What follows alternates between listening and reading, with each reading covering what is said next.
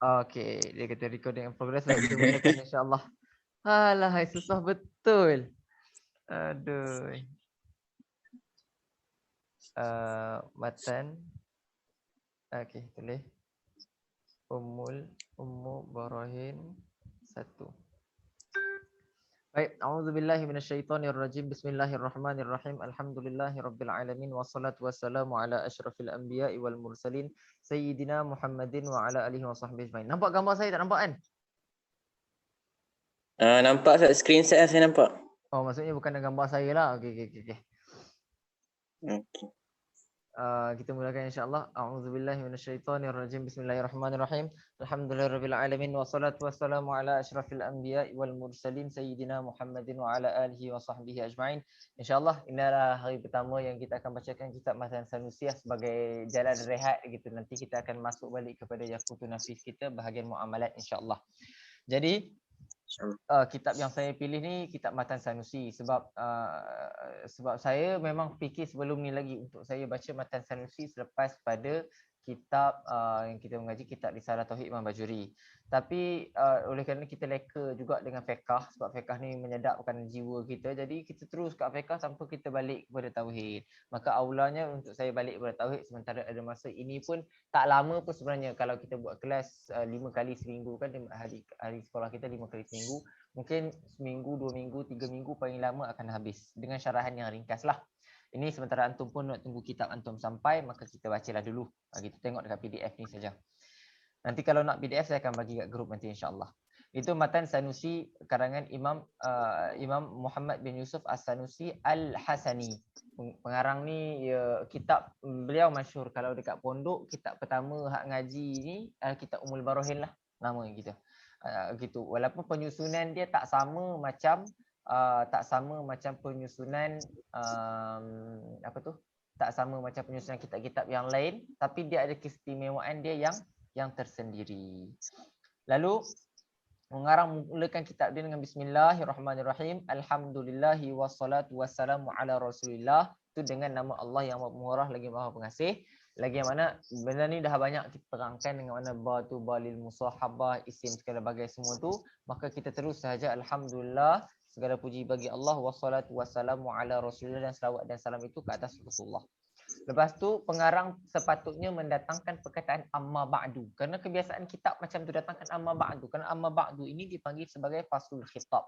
Akan tetapi di dalam kitab Ummul Barahin ni pengarang tak datangkan amma ba'du. Kerana apa? Ini ulama menjelaskan kenapa tidak datangkan amma ba'du, kerana untuk menunjukkan benda yang sangat penting, lalu amma ba'du ni dah tak digunakan lagi, terus straight kepada maksud sahaja.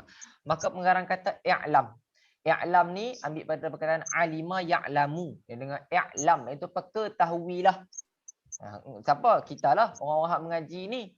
I'lam bahawa ketahuilah oleh engkau oleh engkau annal hukmal aqliya, bahawasanya hukum akal itu yanhasiru terbilang terbilang terkira-kira fi pada salah satu aqsamin 3 bahagian.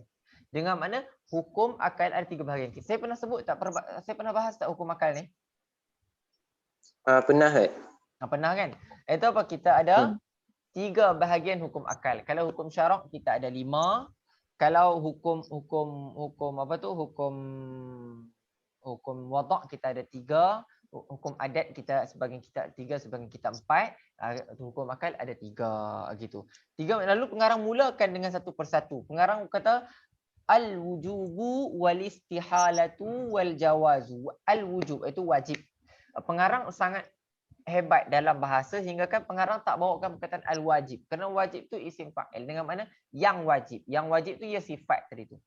Lalu sifat tadi tu wujud apa? Kewajipan, wal istihalatu dan kemustahilan, wal jawazu dan boleh. Dan boleh. Dengan mana ada 3 sifat kat sini. Wujub, istihalah, jawaz. Kalau biasa kita ngaji kitab tauhid, dia akan ngaji kalau kita biasa disebut wajib, mustahil, jawaz. Tetapi istilah penggunaan bahasa sebenarnya kurang tepat. Bukan tak betul-betul tapi kurang tepat. Kerana ini masalah lurah lah. Saya nak syarah kat awak, saya tak tahu level nahu awak macam mana. Budak kelas 1 ni, dia dah ngaji ke beza segala bagai semua ni, maka saya tak nak bahaskan. Cukup awak memahami wujub, istihalah, jawaz. Wujub tu ya kita faham dengan makna wajib. Istihalah kita faham dengan makna mustahil. Jawaz kita faham dengan makna jaiz. Sebenarnya ada perbezaan sangat-sangat. Lalu pengarang mulakan dengan pertama, apa wajib, apa mustahil, apa jawaz. Pengarang kata fal wajibu, dan yang wajib. Itu apa? Benda yang wajib itu ialah ma la yutasawwaru, apa yang tiada digambarkan fi aqli adamuhu, ketiadaannya. Itu dalam akal ketiadaan. Apa yang mana tidak boleh digambarkan dalam akal kita bahawa benda tu tak ada. Yang ini. Dengan mana akal kita kata mesti benda ni ada. Bahasa mudah dia, akal kita kata apa? Mesti benda ni ada. Misalnya apa? Misalnya kita kata macam ni lah. Kita macam ni. Ini misal mudah tentunya. Ada anak tapi tak ada ayah. Percakapan macam ni, awak akan kata ya ataupun awak akan kata tidak? Ya, Ustaz. Dengar baik-baik. Ada anak tanpa ada ayah. Awak akan kata boleh terima ke tak boleh terima? Boleh, Ustaz. Boleh. Okey. Awak boleh terima ada anak tak ada ayah? Tak boleh, Ustaz. Dengar baik-baik. Gitu. Baik. Maka kat sini, kalau ada orang kata, kita panggil, budak ni tak ada ayah. Gitu. Budak ni lahir macam tu je. Awak akan kata apa dekat dia? Cakap tak boleh, Ustaz. Dengan mana awak tak terima kata ayah tak ada untuk budak ni. Mesti akal awak akan kata mesti ayah dia ada. Betul tak? Betul, Ustaz. Inilah makna wajib. Dengan makna wajib lah. Kalaulah ada anak mesti ada bapa. Gitu. Dengan ada bapa menjadi penyebab kepada ada anak itu, wajib akal kita terima dengan mana ya mesti budak ni ada dengan adanya bapaknya. Kalau tak ada bapa, macam mana budak ni boleh ada? Jadi bapa, kewujudan bapa tadi tu kita hukumkan wajib dekat akal kita. Bahawa mesti dia ada dan tak boleh dia tak ada. Ini wajib akal. Dapat? Dapat, Ustaz. Gitu. Itu yang wajib. Yang kedua, ni fokus baik-baik. Kerana hukum akal seringkali pelajar-pelajar tak ambil berat. Lalu bila pelajar tak ambil berat, bukan antum saja kat Madrul Fakih, tapi di mana-mana saja kalau pelajar-pelajar yang mengaji dan dia tak ambil hukum akal baik-baik, maka dia tak akan faham tauhid sebenarnya. Gitu. Sebab lah kali dia bosan sangat, dia tengok mengaji cara Wahabi lagi senang, dia pun mengaji cara Wahabi. Padahal mengaji cara Wahabi pun tak faham apa-apa pun sebenarnya. Gitu. Kerana mengaji dalam kitab Wahabi, kerana saya mengaji kitab Wahabi. Gitu. Kerana saya mengaji misalnya kitab Usulus Salasah itu kitab Wahabi. Itu juga saya mengaji kitab Usulus Sittah, saya mengaji kitab Wahabi. Itu juga kitab Lamiyatu Ibni Taimiyah. Ibni Taimiyah bukan Wahabi lah, tapi Wahabi ambil kitab Ibni Taimiyah untuk mengaji. Maka saya mengaji juga. Maka tiga-tiga kitab yang saya mengaji ni dia tak membina langsung ke apa kita panggil kenalnya pada saya pada Allah, dia langsung tak membina sebenarnya. Dia hanya bagi tahu maklumat yang mana orang Islam mesti tahu. Orang Islam mesti akan tahu maklumat itu. Gitu.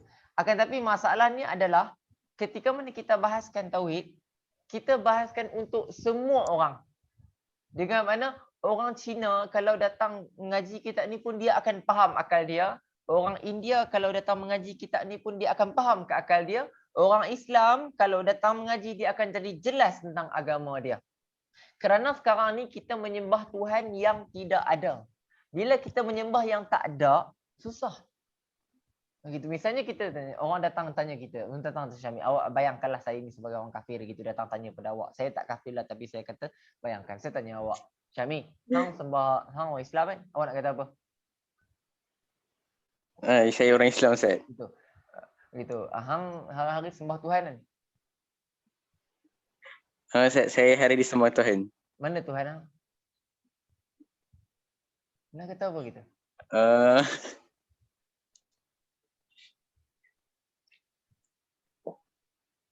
Susah saya nak jawab Ustaz. Tak Nampak dah kat reti. sini. Betul tak? Dekat sini, kenapa kita menjadi susah? Sebab Allahumma salli alaihi wasallam. Sebab kita tak pernah nak mengaji sesuatu yang mana dia nak membimbing otak kita untuk kita panggil nak meyakini bahawa Tuhan kita ada. Ini bukan cerita olok-olok yang mana sebagian orang buat cerita dia kata Tuhan tak ada lagi pergi lempang. Apa semua orang kita boleh lempang gitu. Jadi misalnya awak jumpa Datuk tu kafir datang hujah dengan awak nak lempang dia. Nak tunggu masuk penjara. Nak kena belasah dengan bodyguard dia. Jadi istilah nak lempang orang, nak ambil tanah, nak ambil pukul segala bagai semua tu. Nah, jadi kat sini benda yang kita panggil jawapan juga, tapi bukan jawapan sebagai atas jalan ilmiah sangatlah kita panggil. Kat sini kita nak mengajar macam mana kita tahu bahawa Tuhan tu ada. Gitu. Sedangkan kita wajib yakini Tuhan tu ada. Gitu itu. Tapi sekarang ni akal kita mungkin boleh terima Tuhan tu ada, tapi macam mana? Tak nampak kita nak kata ada. Misalnya saya datang kat orang, saya tunjuk atas tangan saya. Ni atas tangan saya ada emas, tapi tangan saya kosong. Korang percaya tak ada? Tak. Tak percaya. Kenapa tak percaya? Tengok tangan saya.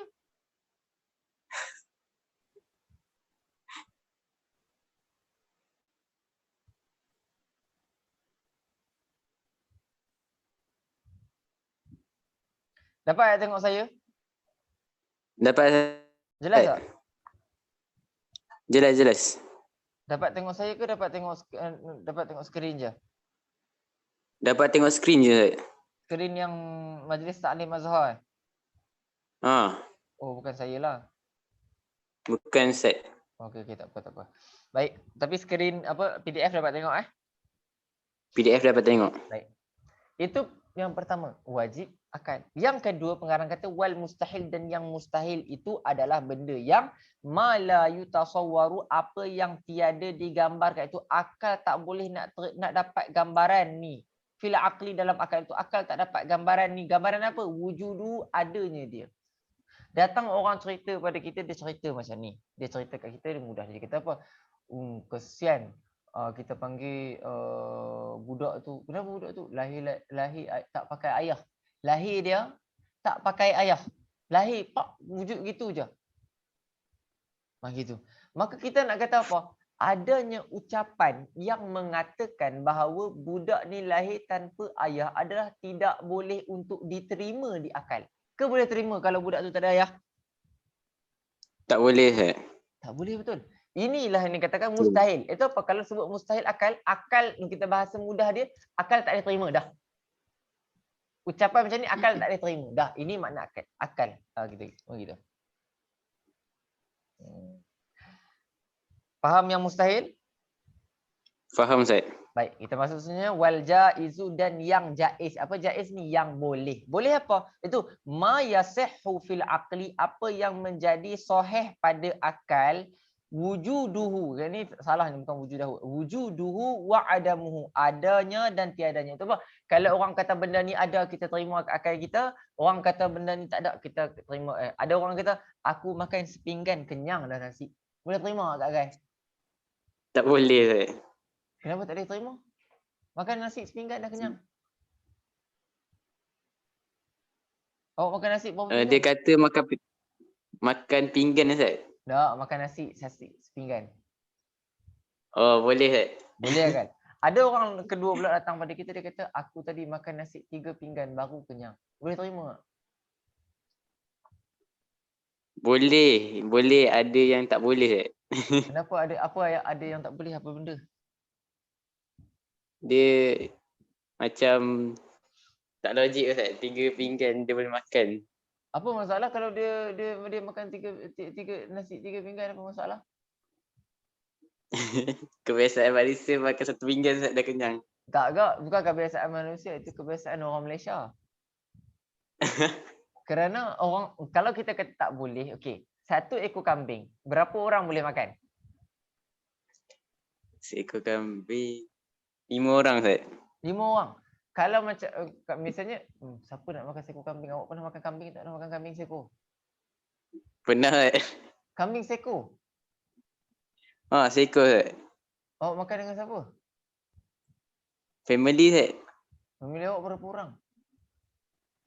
4 orang. Habis? Habis Ustaz. Oh, dahsyat korang. Baik.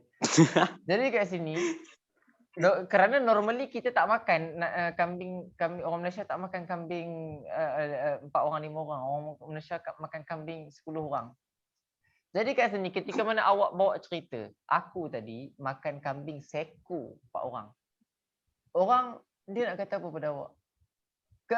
Sekarang ni awak kata kebiasaan orang Malaysia makan nasi, tak makan nasi 3 pinggan. Dan kebiasaan juga orang Malaysia tak makan kambing seko 4 orang. Orang Malaysia seko tu banyak, seko tu boleh untuk 10 orang. Pun kenyang sangat-sangat.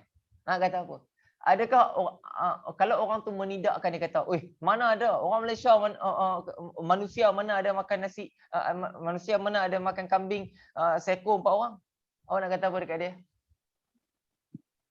Kata saya boleh buat. Dekat sini apa awak sebut? Boleh. Boleh tu apa? Boleh. Masuk ke akal ke tak masuk ke akal yang boleh tu? Masuk ke akal Ustaz. Dengan makna macam ni. Benda yang macam-macam ni boleh je terima. Kalau misalnya kita kata manusia tak makan nasi 3 pinggan, orang Pakistan makan nasi penuh dalam pinggan tu 3 kali makan, tak ada masalah pun. Bukankah kalau kita buka YouTube kan, kita buka YouTube ke video ke FB video makan-makan orang India, Pakistan makan, kita tengok dia orang makan apa? Kita tengok dia orang makan satu talam. Banyak dengan ayamnya, dengan dagingnya dia makan boleh habis orang. Bukan sehari, waktu tu juga tak sampai kita lebih kurang 10 minit dia makan. Kita kata manusia tak makan macam ni, tapi boleh jadi tak dia jadi? Boleh Ustaz. Inilah yang dimaksudkan dengan jaiz, iaitu apa? Benda ni jadi ke, benda ni tak jadi ke, tak ada masalah, kita boleh terima. Jadi maksud kepada wajib kat sini, wujud misalnya kita letakkan wajibnya Tuhan. Kalau kita kata Tuhan tu tak ada, maka akal kita akan fikir panjang. Jadi alam ni daripada mana? Baik, kita alam ni wujud semula jadi. Mana boleh ada benda semula jadi, tak ada pencipta, dia akan datang macam tu. Kalau ada orang tu kata mustahil ada Tuhan, kita akan kata mana boleh, Tuhan mesti ada. Percakapan Tuhan tak ada tu tak boleh terima. Kenapa?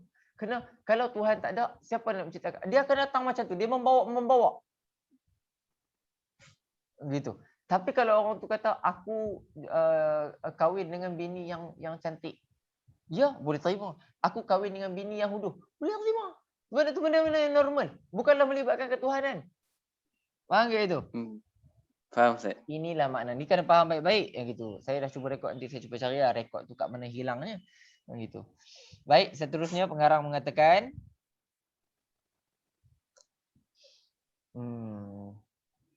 kelas kita sepatutnya sampai pukul apa? Sampai pukul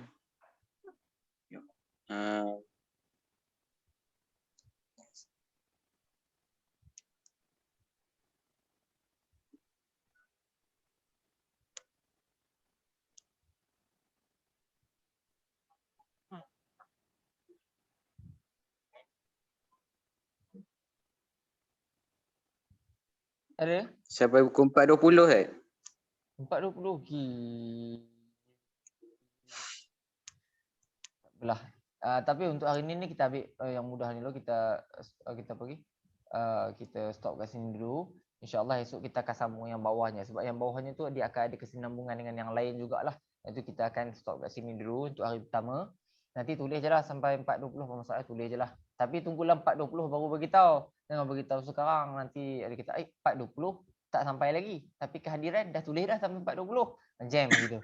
Begitu. Kan hari ni hari pertama, jadi malas nak bahas sangat-sangat kan. Jadi cukup lah gitu memadai kat sini. Dan kita sambung lagi esok insya-Allah. Jangan lemah-lemah mengaji musim-musim Covid ni, kena rajin sikit ni ujian. Bukan, saya selalu ulang, ujian ni bukan untuk awak, bukan untuk saya, untuk kita semua. Bahkan satu Malaysia punya ujian. Orang miskin lagi miskin, orang kaya jadi miskin. Gitu. Orang jahat makin jahat, orang baik boleh jadi jahat. Gitu. Macam-macam masalah gitu. Saya yang sebagai seorang guru mengajar, saya tertekan nak kena mengajar. Jadi saya pun dah cuba fikir. Saya dah fikir kalau jadi COVID lagi aku terasa nak buat kelas ikut laptop pula saya kata. Sebab apa? Sebab senang nak mengajar ikut laptop ni, nak tunjuk ke skrin bagai. Sebab letih pakai handphone. Letih sangat-sangat. Lepas tu saya fikir, okey tak apa. Cuba cari duit sikit-sikit beli. Awak pula mesti dari online ni, Allah nak ahli kelas punya dah susah. Tengok ting kawan, jom main game. Tak jam gitu. Maka ini ujian, semua ujian. Tapi kita sabar menghadapi ujian ni, insya-Allah. Corona ni tak akan terjadi untuk selama-lamanya. Kerana azab yang bukan azab, ujian yang dibagi Allah, mesti Allah akan ambil balik. Akan ambil balik. Nanti awak bagi ujian lain pula gitu. Jadi jangan putus asa. Kalau kita putus asa kat sini, maka kita sendiri akan rugi. Rugi kat mana? Kita tak dapat mengaji, tak dapat ilmu, ketinggalan zaman nanti. Gitu. Cukup kat sini insya-Allah. Subhanakallah, kita jumpa esok insya-Allah. Subhanakallahumma wa bihamdika asyhadu an la ilaha illa anta astaghfiruka wa atubu ilaik. Wa sallallahu ala sayyidina Muhammad wa ala alihi wa sahbihi wa baraka wasallam. Alhamdulillahirabbil alamin. Assalamualaikum warahmatullahi wabarakatuh. Assalamualaikum warahmatullahi wabarakatuh. Stop record kat mana?